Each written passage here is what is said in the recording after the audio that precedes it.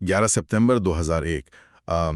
एक ऐसी तारीख है ये जो सिर्फ कैलेंडर पर नहीं है, ये तो मतलब इतिहास में और अनगिनत लोगों की यादों में हमेशा के लिए बस गई है। आज हम उसी दिन की घटनाओं पर बात करेंगे, खासकर न्यूयॉर्क शहर में वर्ल्ड ट्रेड सेंटर पर जो हमले हुए थे उन पर एक गहरी नजर डालेंगे। जी बिल्कुल। वो एक ऐसा दिन था जिसने सच में पूरी दुनिया को बदल कर रख दिया। और आज हम खास तौर पर उन 2 उड़ानों पर फोकस कर रहे हैं, है ना, जिनका अंत वर्ल्ड ट्रेड सेंटर के टावरों में हुआ। अमेरिकन एयरलाइंस फ्लाइट 11 और यूनाइटेड एयरलाइंस फ्लाइट 175। हाँ, और हमारी ये जो चर्चा है ये twin flights the world trade centre attacks नाम के एक दस्तावेज के कुछ हिस्सों पर आधारित है। ये स्रोत हमें उस दिन क्या हुआ इसका एक काफी केंद्रित विवरण देता है। हमारा मकसद सिर्फ ये दोहराना नहीं है कि क्या हुआ, बल्कि इस स्रोत के जरिए समझना है कि ये घटनाएं कैसे घटी, हर उड़ान की क्या खास बातें थीं और ट्विन टावरों पर उनका मतलब तुरंत क्या असर हुआ। तो चलिए इस जानकारी की तह तक चलते हैं। बिल्कुल।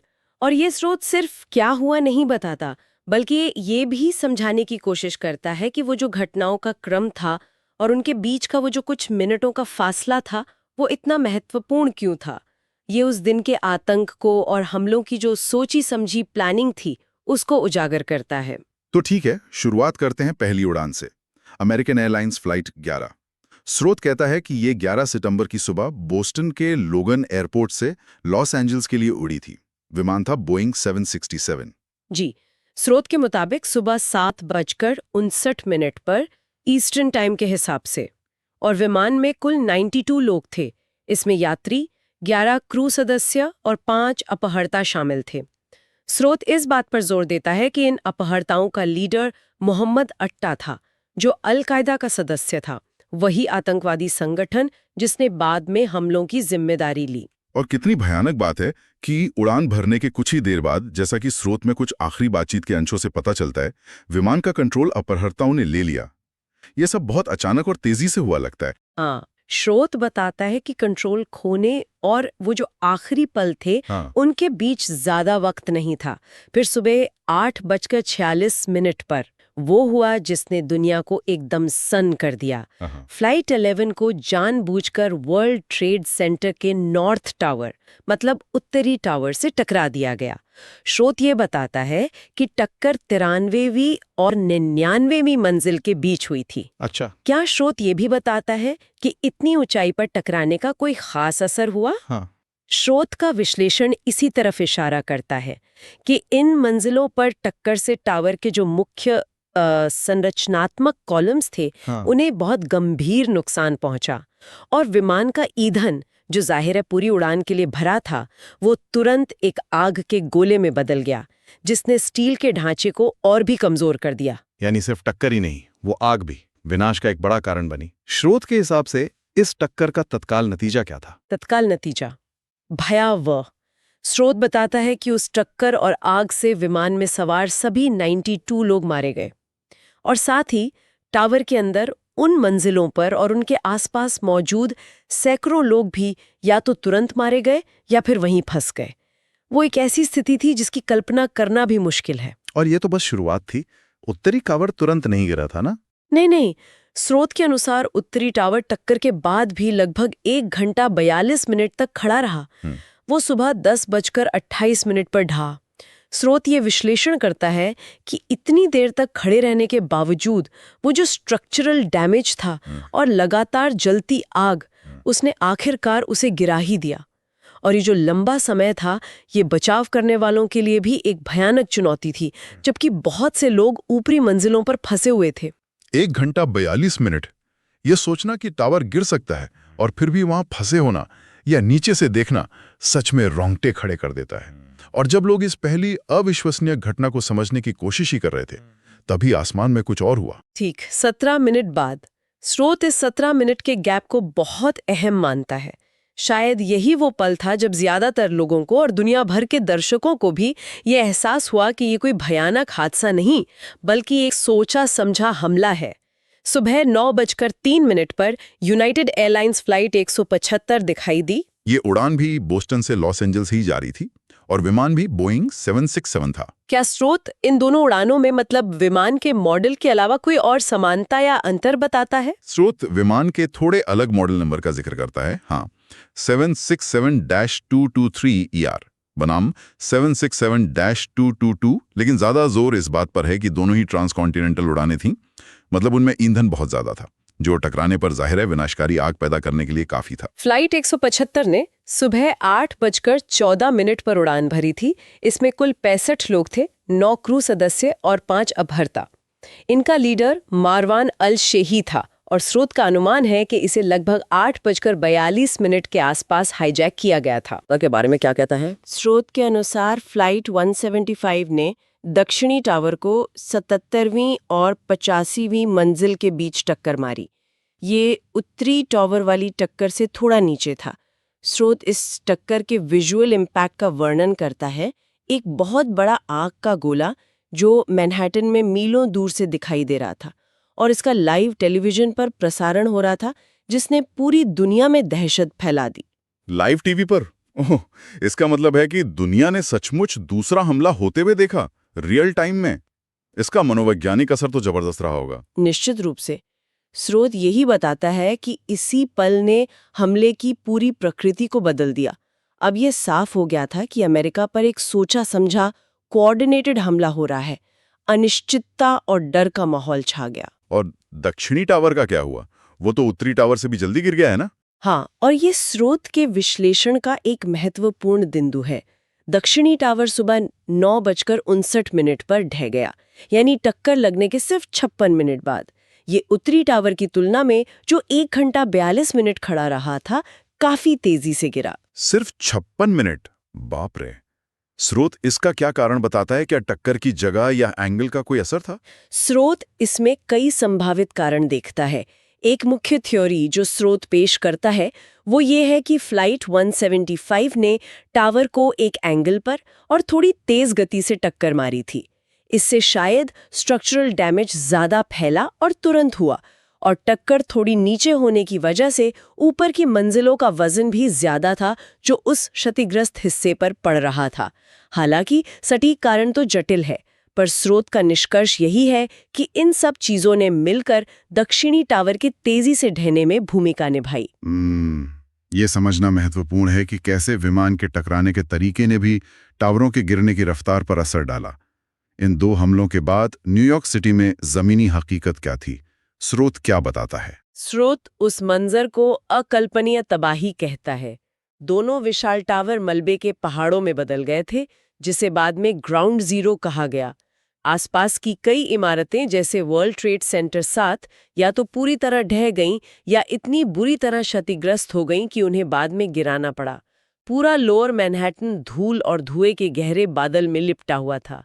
बचाव का काम बहुत ही मुश्किल हो गया था। और सबसे दुखद पहलू, इंसानी जानों का नुकसान। स्रोत क्या आंकड़े देता है? स्रोत वर्ल्ड ट्रेड सेंटर साइट पर मारे गए लोगों की अनुमानित संख्या लगभग 2750 बताता है। ये आंकड़ा दिल दहला देने वाला है। इसमें दोनों विमानों के सभी यात्री और क्रू सदस्य शामिल हैं। इसमें वो हजारों आम नागरिक शामिल हैं जो टावरों में काम करते थे या उस वक्त वहां मौजूद थे। और इसमें सैकड़ों बहादुर फर्स्ट रिस्पॉन्डर्स भी शामिल हैं। New York city fire department FDNY के 343 सदस्य, न्यूयॉर्क पुलिस डिपार्टमेंट NYPD के 23 अधिकारी, पोर्ट अथॉरिटी पुलिस PAPD के 37 अधिकारी और दूसरे पैरामेडिक्स और बचावकर्मी, जिन्होंने अपनी जान जोखिम में डालकर दूसरों को बचाने की कोशिश की और अपनी जान गंवा दी। स्रोत उनके साहस और बलिदान को खास तौर पर याद करता है। ये जानना भी जरूरी है कि इन हमलों के पीछे कौन था। स्रोत इस बारे में क्या कहता है? स्रोत साफ तौर पर बताता है कि इन हमलों की योजना और इन्हें अंजाम देना यह आतंकवादी संगठन अल-कायदा का काम था, जिसका नेतृत्व उस समय उसामा बिन लादेन कर रहा था। ये हमले अमेरिका के खिलाफ एक बड़े अभियान का हिस्सा थे। हाँ, और जैसा आपने पहले कहा, ये सिर्फ न्यूयॉर्क तक ही सीमित नहीं था। स्रोत दूसरे हमलों का भी जिक्र करता है ना? बिल्कुल। स्रोत संदर्भ के लिए बताता है कि उसी सुबह अमेरिकन एयरलाइंस फ्लाइट 77 को वॉशिंगटन DC के पास वर्जीनिया में पेंटागन यानी अमेरिकी रक्षा विभाग के मुख्यालय से टकराया गया था और चौथी हाईजैक हुई उड़ान यूनाइटेड एयरलाइंस फ्लाइट 93 पेंसिल्वेनिया के शैंक्सविल के पास एक खेत में क्रैश हो गई थी। स्रोत बताता है कि ऐसा माना जाता है कि इस विमान के यात्रियों और क्रू ने अपहर्ताओं का मुकाबला करने की कोशिश की, जिससे विमान अपने असली निशाने तक नहीं पहुंच पाया, जो शायद वॉशिंगटन डीसी में ही कोई और इमारत थी। आज हम इन पर विस्तार से बात नहीं कर रहे हैं, पर स्रोत इन्हें पूरी तस्वीर समझने के लिए महत्वपूर्ण मानता है। हाँ, ये जानना जरूरी है कि ये एक बहुआयामी, एक कोऑर्डिनेटेड हमला था, जिसका लक्ष्य अमेरिका के महत्वपूर्ण प्रतीकों को निशाना बनाना था। ये घटनाएं सिर्फ उस दिन की तबाही तक ही सीमित नहीं रहीं, इनका एक स्थायी प्रभाव पड़ा है। स्रोत 9/11 की विरासत, मतलब लेगेसी, के बारे में क्या कहता है? स्रोत का तर्क है कि 9/11 ने 21वीं सदी की शुरुआत में ही दुनिया के इतिहास की दिशा बदल दी। इसका सबसे तुरंत और दूर तक जाने वाला नतीजा था आतंकवाद के खिलाफ युद्ध, यानी वॉर ऑन टेरर। ये अमेरिका के नेतृत्व में एक वैश्विक सैन्य और राजनीतिक अभियान था, जिसका मकसद अल-कायदा और दूसरे आतंकवादी समूहों को खत्म करना था। स्रोत बताता है कि इस अभियान ने अफगानिस्तान और इराक में लंबे युद्धों को जन्म दिया और दुनिया भर में भू राजनीतिक समीकरणों को बदल दिया। और सुरक्षा के मोर्चे पर भी बड़े बदलाव हुए, खासकर हवाई यात्रा को लेकर। हमारे आज भी महसूस करते हैं। निश्चित रूप से। स्रोत विस्तार से बताता है कि कैसे 9/11 के बाद एयरपोर्ट्स पर सुरक्षा प्रक्रियाएं पूरी तरह बदल गईं। यात्री स्क्रीनिंग, सामान की जांच, कॉकपिट सुरक्षा, नियम बहुत सख्त कर दिए गए। अमेरिका के अंदर स्रोत बताता है कि भविष्य के हमलों को रोकने और उन पर प्रतिक्रिया देने के लिए एक बहुत बड़ी नई सरकारी एजेंसी बनी, डिपार्टमेंट ऑफ होमलैंड सिक्योरिटी। ये बदलाव दिखाते हैं कि कैसे उस एक दिन की घटनाओं ने हमारी रोजमर्रा की जिंदगी और सरकारी ढांचों को स्थायी रूप से प्रभावित किया है। ये सब दिखाता है कि इतिहास की बड़ी घटनाएं कैसे लंबे समय तक असर डालती हैं। आज जहां कभी वो गगनचुंबी इमारतें खड़ी थी, वहां क्या है? क्या स्रोत उस जगह के मौजूदा स्वरूप का जिक्र करता है? हाँ, स्रोत बताता है कि आज न्यूयॉर्क शहर में वर्ल्ड ट्रेड सेंटर स्थल पर राष्ट्रीय 11 सितंबर स्मारक और संग्रहालय है, national September 11 memorial and museum. ये एक बेहद मार्मिक जगह है। जहां टावर खड़े थे, वहां अब 2 बड़े रिफ्लेक्टिंग पूल्स हैं और उनके किनारों पर उन सभी लोगों के नाम लिखे हैं जो 1993 के वर्ल्ड ट्रेड सेंटर बम विस्फोट और 11 सितंबर 2001 के हमलों में मारे गए थे। स्रोत इसे सिर्फ एक स्मारक नहीं, बल्कि शिक्षा और याद करने का एक केंद्र भी मानता है, जो आने वाली पीढ़ियों को उन घटनाओं और उनके मानवीय प्रभाव को समझने में मदद करता है। तो इस स्रोत twin flights the world trade centre attacks पर आधारित हमारी इस चर्चा को जब हम समेटें, तो हमने देखा कि कैसे 2 हाईजैक्ड विमान, फ्लाइट 11 और फ्लाइट 175, ने वर्ल्ड ट्रेड सेंटर के टावरों को निशाना बनाया। हमने स्रोत के विश्लेषण से समझा कि कैसे टक्कर और उसके बाद की आग ने टावरों को गिरा दिया और उसके नतीजे में हजारों बेगुनाह जाने गईं। हमने ये भी देखा कि स्रोत इसे कैसे अल-कायदा द्वारा एक सुनियोजित कोऑर्डिनेटेड हमले के रूप में पेश करता है, जिसके बहुत दूरगामी परिणाम हुए। वैश्विक आतंकवाद के खिलाफ युद्ध से लेकर हमारे एयरपोर्ट्स पर आज लागू सुरक्षा उपायों तक, स्रोत इन घटनाओं को इतिहास का एक महत्वपूर्ण मोड़ मानता है। ऐसी दुखद घटनाओं को याद रखना क्यों जरूरी है? शायद इसलिए, जैसा कि स्रोत भी इशारा करता है, कि यह हमें आज की दुनिया को समझने में मदद करता है। चाहे वो अंतर्राष्ट्रीय संबंध हो, सुरक्षा पर बहस हो, या फिर चरमपंथ की जो मानवीय कीमत होती है वो हो।